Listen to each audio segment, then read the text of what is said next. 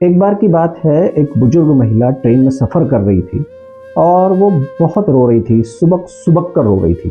तो साथ ही बैठे हुए, बगल में बैठे हुए एक सज्जन ने उनसे पूछा, क्या हुआ माताजी, क्यों रो रही हैं आप? क्या मैं आपकी कोई मदद कर सकता हूँ?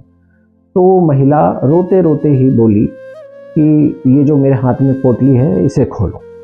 तो उस सज्जन पुरुष ने उस थैली को, उस पोटली को खोला तो उसमें देखा कि उसमें 4 पेड़े रखे हैं, इत्र में डूबा हुआ एक कपड़ा रखा हुआ है और एक पर्ची, छोटी सी चिट्ठी नुमा एक कागज उसमें रखा हुआ है। जब उसने उस कागज की चिट्ठी को खोल के पढ़ा तो उसने आश्चर्यचकित होकर के माता जी से पूछा कि आखिर मामला क्या है, आप बताइए तो जरा।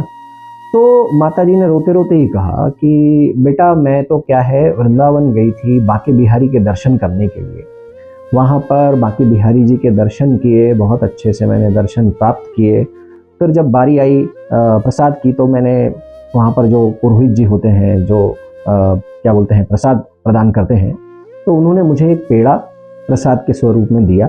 तो मैंने उनसे निवेदन किया कि मुझे एक पेड़ा मत दो, मुझे कम से कम 2 पेड़े तो दो, मैंने तो यहाँ 200 रुपये चढ़ाए हैं।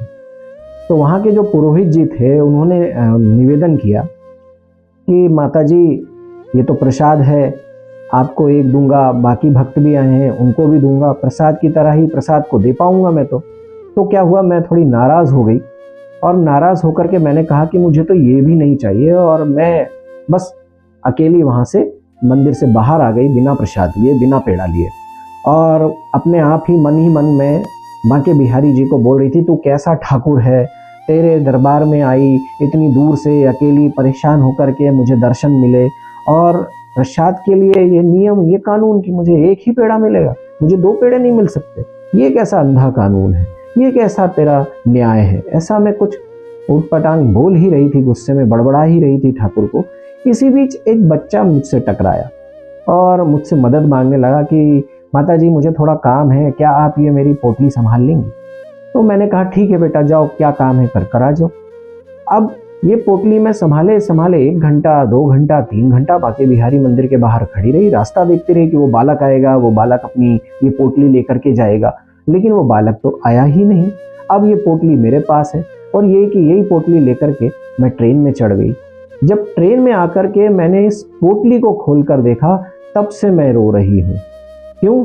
क्योंकि इस पोटली में वही पेड़ा जो प्रसाद में मिलता है, वही पेड़ा है, और एक नहीं 4 पेड़े हैं।